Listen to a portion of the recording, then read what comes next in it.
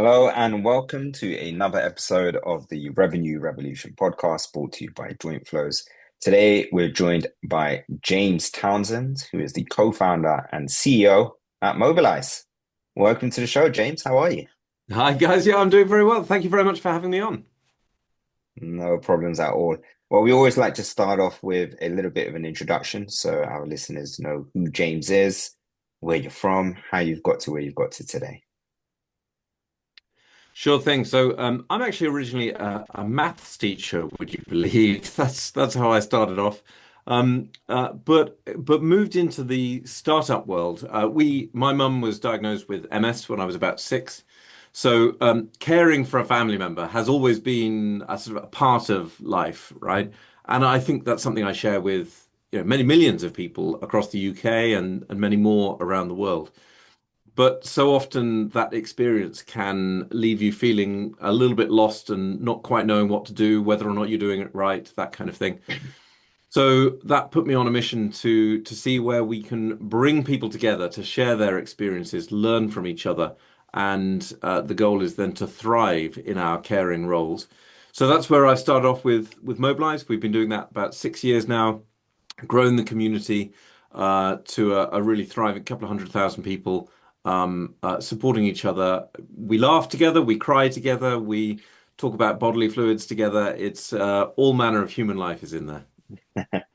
Awesome. That's funny you say that actually, because I have a similar story to yours. My mom was also diagnosed with M&S from when I was little as Okay. well. So I was as young as five. So similar story there. So I totally understand where you're coming from.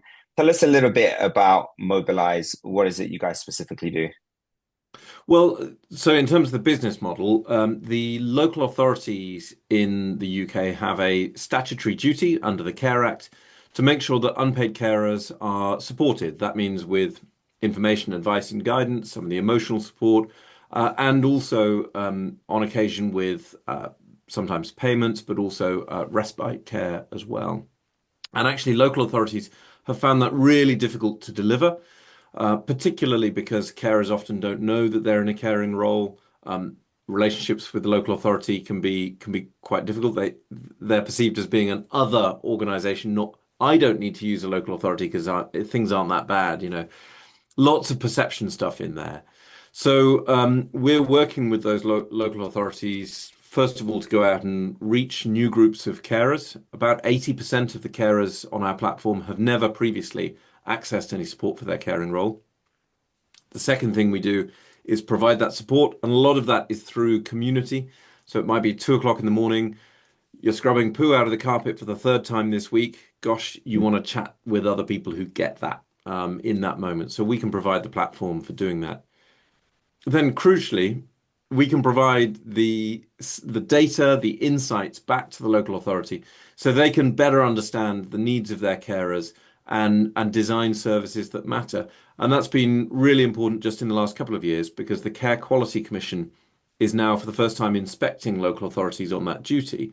So local authorities are really keen to find straightforward ways that they can implement that will make a difference for carers and be mindful of the really, really tight funding situation for local government at the moment.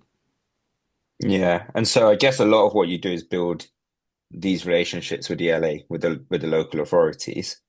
Talk a little bit about navigating that environment because I know that these local authorities can be somewhat of a difficult landscape to navigate.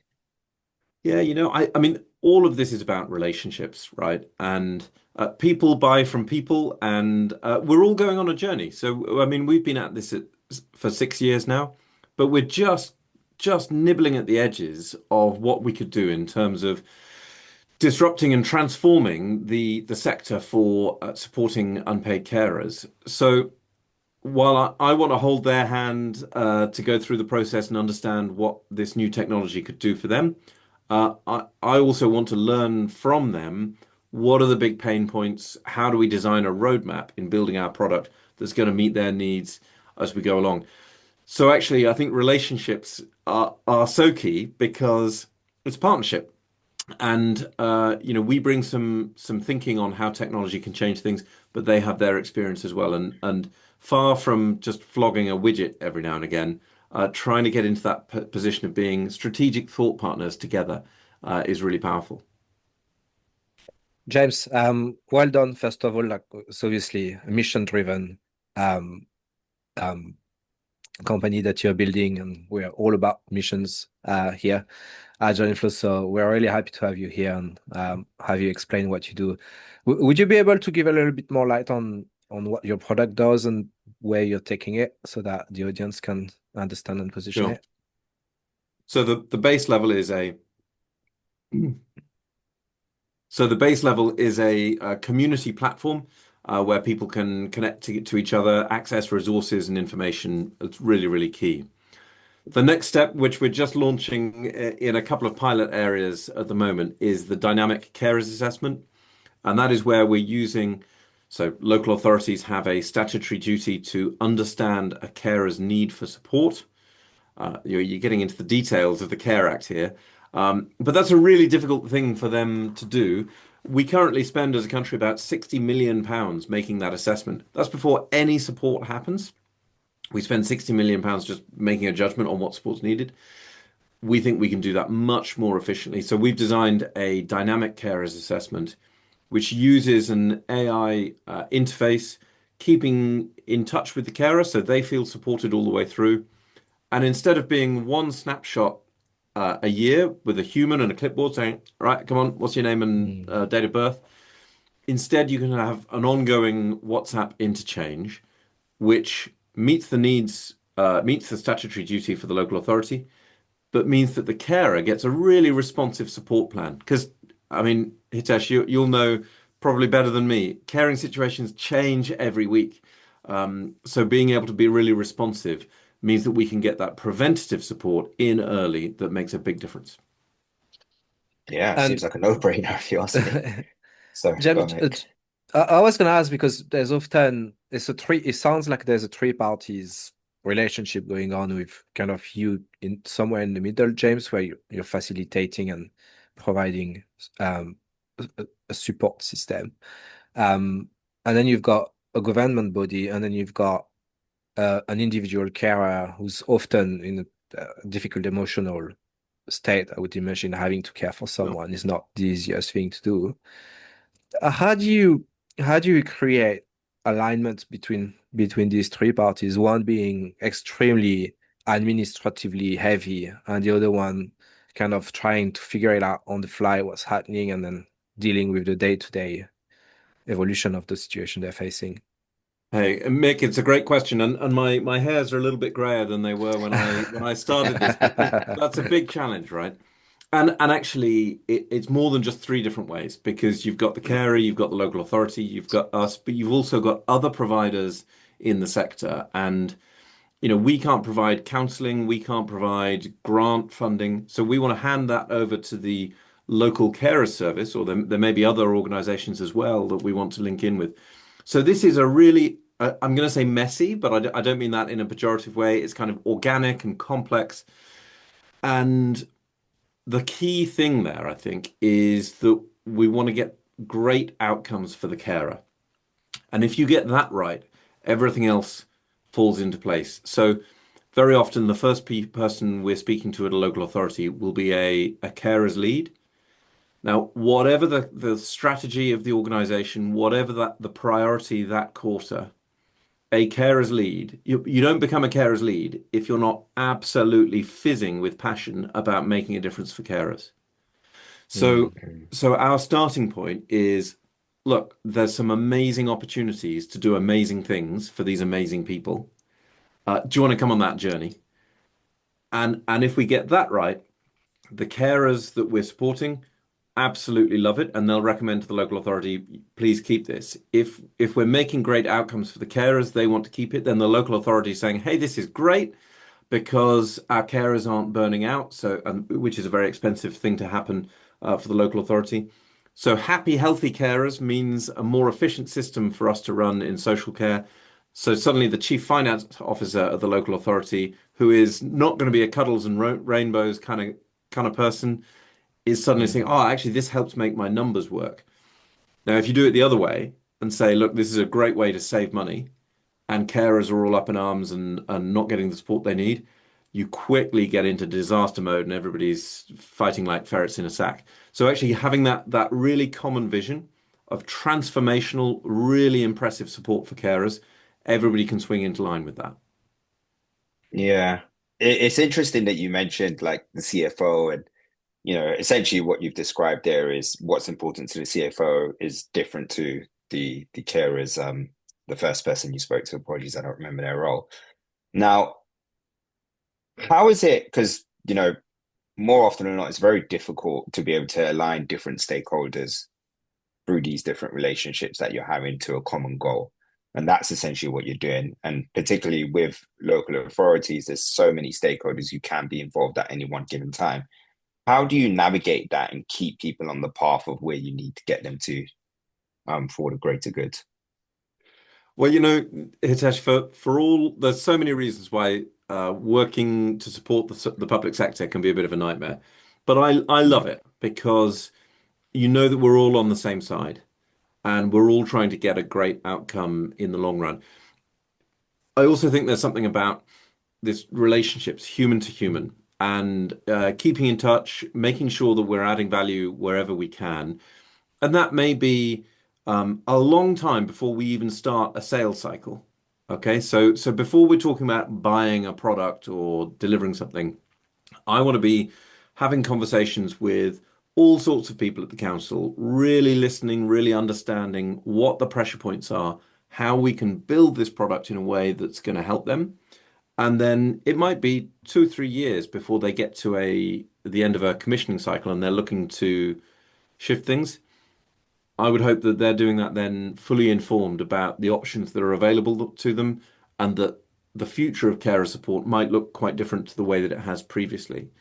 So I think that that slow burn, really high quality relationships with a number of people across the council is the best way to build really strong relationships. And I guess And oh, sorry. so Vic, just one last follow up on that.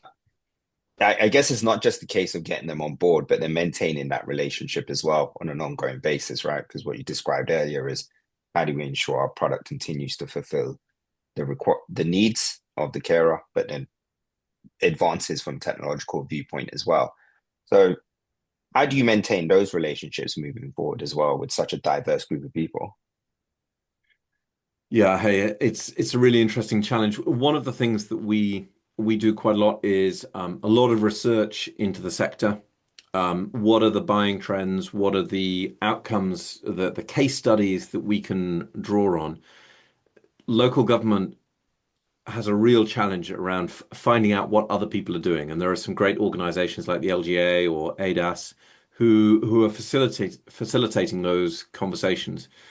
So if we can share some information in, uh, help build that conversation about what's working well, where people are struggling, then we can keep the conversation going because we're adding value, and we can make sure that that carries on as a dialogue. So I think there's something about, I mean, crudely and in marketing terms, you'd call that a white paper, things like that. Um, but it's also keeping in touch. So if we know that somebody's piloted a piece of work and they're trying something new, I want to make sure I'm checking in 3, 6, 9 months to see how they're getting on and really see what we can learn from that. Not because I want to sell the solution, but because next week I'm talking to someone who might say they've got the same problem, and I want to connect them together so that they can learn from each other. I think the final thing that's really important to me, Hitesh, and it's so important for the public sector, is not to promise the earth and then to make sure that you deliver on what's agreed. The Mm. local authorities are completely allergic to stuff happening that's unexpected, either above or below. So it's really important to me that we have really clear agreement about what's being delivered, and then making sure we absolutely nail that through delivery of the product. Okay, so we've been speaking a lot about relationships, especially with with the local authority and the council and how many people are involved. Talk to us a little bit about the starting point of that relationship and how long it typically takes to get to a point where they're partnering with you. You know, it's really interesting that the starting point for us is almost always that the might be the carers lead or sometimes even the director of adult social care, who would be the most senior stakeholder in the council. But they almost always come to us as a carer, and they are interested in the kind of support that we can provide from their own experience. They then get to understand the methodology, the principles, the culture that we've created in the way that we provide that support. And they say, "Hey, I'd love to learn some more." Now that sometimes means so the fastest we've ever done it was in 3 days, which is a Oh, pretty wow. yeah, that was kind of crazy. I didn't But know it local can be. authorities can move that fast. Yeah. I do think that is exceptional. On the whole, we're looking at between 3 or 4 months, something like that, as a cycle to from first conversation to landing something, signing a contract. But sometimes that can be a year, sometimes two, frankly. So it's just Mm. about keeping those conversations going, making sure that we're providing whatever they need at that end to pursue the governance and so on. Yeah, sure. And there's a lot of spinning plates, I imagine, as part of that process as well. Different people having to do different things at different times. It's in everyone's interest, obviously, to make sure that there's a good outcome. But also, equally, everybody gets really busy and different things come up and different priorities come up. So, how Yeah. do you ensure everyone's staying on track to deliver what they need to as part of that relationship to get to where you need to get to? Well, look, I think there's a number of challenges, particularly for local government and particularly in adult social care. So one of the things that we see is we'll have got all the paperwork set up, and yeah, it just needs to go to it might be the department leadership team to give a sign off. The item might have 5 minutes in a monthly meeting, uh, but that's got a lot of stuff in that meeting to get through, and some of those things will be your residential care provider has just gone bust, and you've got 40 extremely vulnerable people who need somewhere who don't have anybody to look after them this evening. What are you going to do? Yeah. Right? That is an immediate problem that people need to deal with. So I think we need to make sure that we're playing our part, that we're getting out the way when we need to, but when there's an opportunity for progress, we get that going along. So the key thing for us actually, in order to keep the process moving, is to make it as simple as possible for the people at the other end. One of the ways that we Yeah. do that is working through the G Cloud. That's a central government framework. It basically just puts all of the admin burden on us at the beginning, and the council can just drag and drop and buy the solution as quickly as they like. The other way of doing it is sharing documentation. So where Mm. one local authority has bought this already, they will have already done all of the background papers, the decision brief. If they can share that with somebody else, that's really effective. So trying to kind of manage that process and make sure that we're matching similar clients up to each other, that can be a really Yeah. effective way of moving people on. So do you templatize then from one local authority to the other? Are you like, right, talk me through your process. How are you going to go through your due diligence phase to make sure we can get to this partnership and make it come to fruition? Or is it always a case of let me rediscover with each conversation, with each different entity, what they require? I I think there's probably 5 or 6 different types of council that we're working with. And what seems to be really effective is to introduce people. So my job is much like, those 1950s telephone switchboard operators with the headset and just plugging people in. Yeah. That's a big part of my job, to connect people and say, okay, Andrea over here, she commissioned it this way. Let me put you in touch with her, and she can guide you through some of the paperwork that she's already got. That avoids templating, which might be quite sort of generic, but Mm. makes sure that people have got those examples they can use. Yeah, that makes sense. If we appreciate this conversation around the relationships because it's such a minefield to navigate, especially with council and local authorities. But if we take a step back from that and think about your journey as a founder, which is always useful for our listeners to hear as well, you spoke a little bit about the origin of why you have an affinity to solve this particular challenge. But walk us through the kind of early days, and Mick has returned to the group. But walk us through those early days of, right, I had this idea, which is a noble cause that you're trying to address. But how do you then start to bring that into reality? Yeah, sure.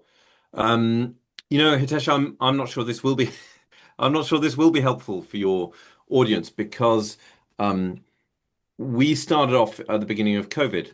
And Okay. so my co-founder, Suzanne, and I, when the country went into lockdown, we just kind of abandoned the idea of building a business out of this and instead just thought, right, how can we start supporting carers in a really meaningful way through this nightmare situation, which we assumed would last a couple of weeks and then all blow over, right? How naive we were.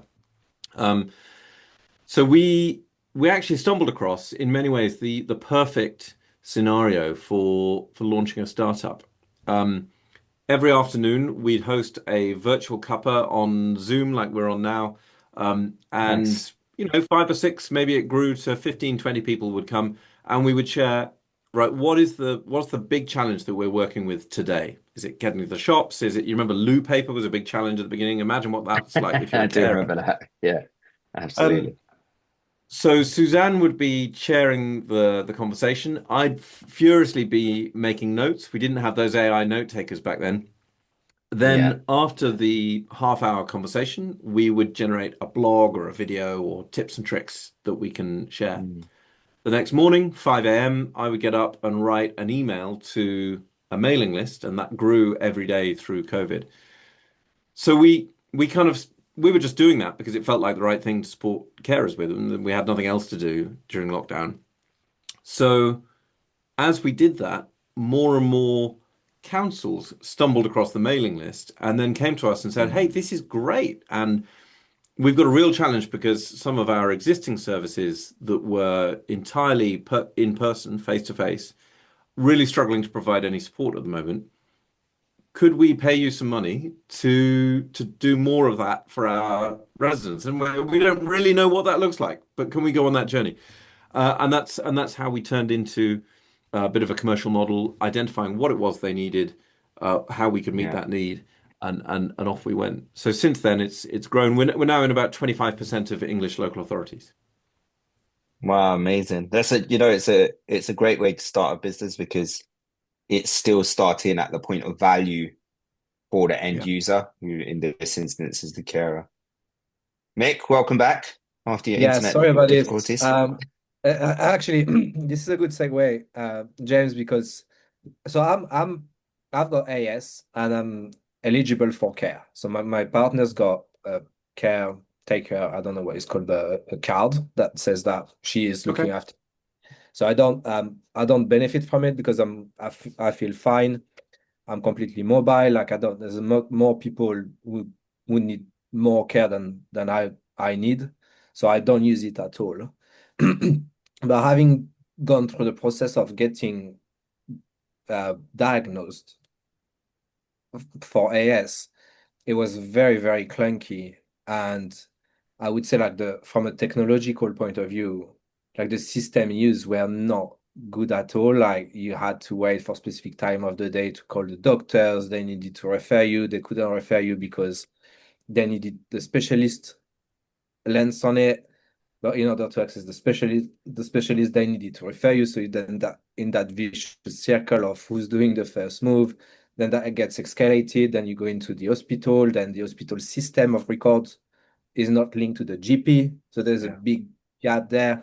And it took a year and a half to get a diagnosis. So my question for you would be like in the days of AI and all the buzzwords around it, how do you navigate inserting technology into your relationship building process when you kind of have a party who's a little bit behind in terms of systems and evolution?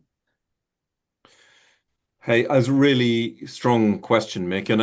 Look, I think there's three things that we can do, which are really attractive to the user, and therefore to the buyer. In our case, the local authority. So, if I just look at our dynamic carers assessment, the first because this is a generative AI voice call initially. Yeah. We can offer the first question that we ask the carer is when would be convenient for you to have this conversation? None of this, you've got to make sure you're at home on Thursday at 10 or make sure you're available whenever. Um, if you want to do it at 2 o'clock on a Thursday morning, brilliant. Let's do that. Or you want to do it right now? Let's do it right now. Um, the second thing is that once we've had that initial baselining call, we can summarize what we've heard and what we think is your situation. In a traditional system, the social worker puts that into their notepad and takes it away, and you might hear back in 3 weeks' time about what was agreed. Well, for us, the first person to see that summary is the carer themselves. So they are in charge. They get to Mm. either approve it or improve it if they want to edit it. We've missed something out, whatever it might be.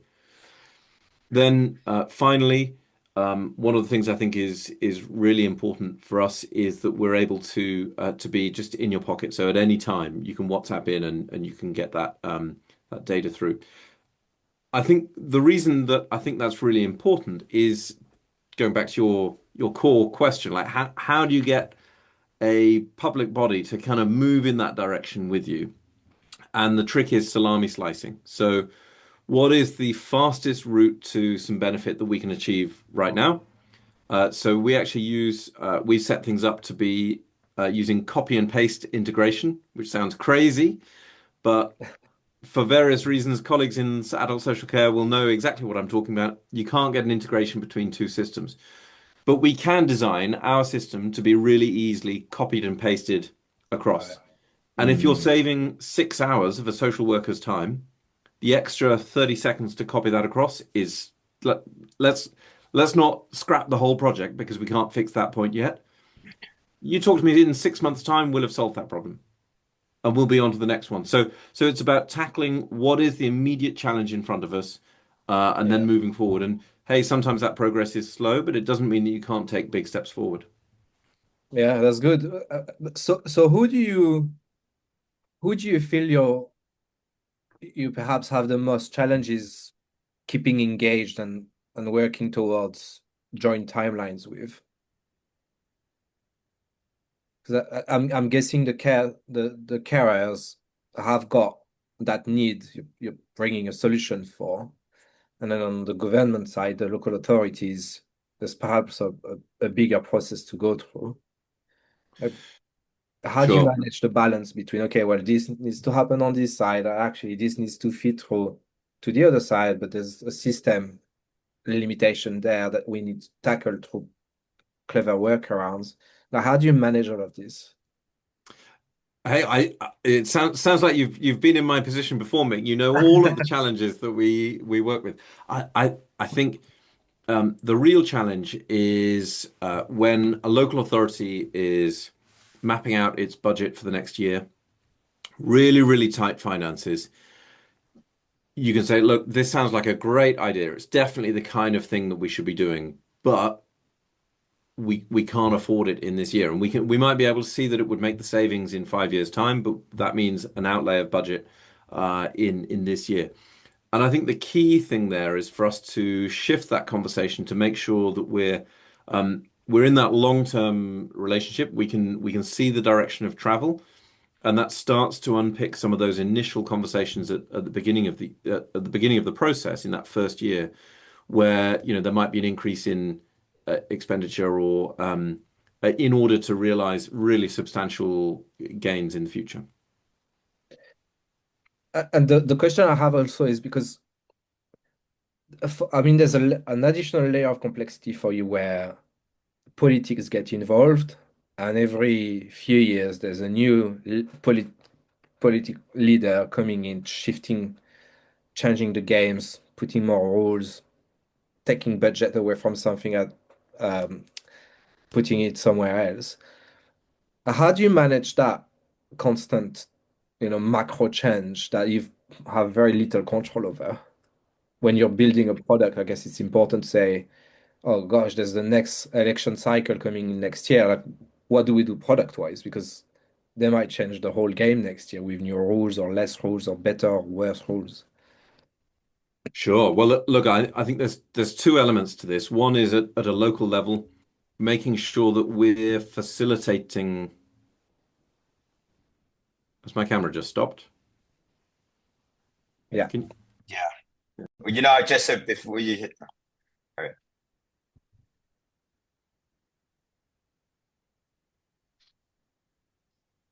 James. So, Mick, I think that's a really interesting question, and I think in terms of the politics of this, there's two levels. So, at local level, we want to do everything that we can to make sure that the elected cabinet member, the portfolio holder, and in the local council who has responsibility for adult social care, our platform is an opportunity for them to engage with their local residents about what they're doing, right? So we want to make sure that we're holding that relationship, we're facilitating carers reaching their counsellors and having a bit of a dialogue about what's going on. At a national level, yeah, you're absolutely right. A great example is we're developing this dynamic carers assessment. We're using AI in doing that. At some point, there will be some legislation about how you use AI in an ethical way. It's really important that we can be at the forefront of that debate, modeling really great practice so that officials at the Department of Health and Social Care can say, this is what we want it to look like, and then shape some of that regulation to ensure that that carers get a great outcome and that we're using AI responsibly. Yeah, absolutely. Well, James, look, we are just about almost out of time, but I want to thank you for coming on the podcast and sharing your story and everything that you guys are working towards, which I'm a big fan of. Now I know about it as well. We do have a wrap-up question which I wanted to ask you as well, and I'd be interested in your answer just because of what you guys are trying to do. So, what is your favorite memory on this journey so far, and why? um, I am incredibly fortunate that there are so many tech CEOs who are doing great work, churning out fantastic, I don't know, fintech software, whatever it is. I am so lucky to be able to have day to day a connection to our end users who have become friends and champions, and we're really close. And uh, I think there are a number of examples that really spike my memory, and you'll understand why I can't give too much detail away. But it's the Yeah. occasions when a carer will drop me a line, email or direct message on the app, um, to say thank you, and to give an example of their story where they wouldn't have been able to cope and to manage if it wasn't for the support that we were able to provide. And yeah, I think I'm a very lucky guy as a result of that. Awesome. Very good. Well, look, James, thank you so much for joining the show. Thank you to our listeners for tuning in as well. Um, this has been the Revenue Revolution podcast. Until next time, bye for now. Bye bye.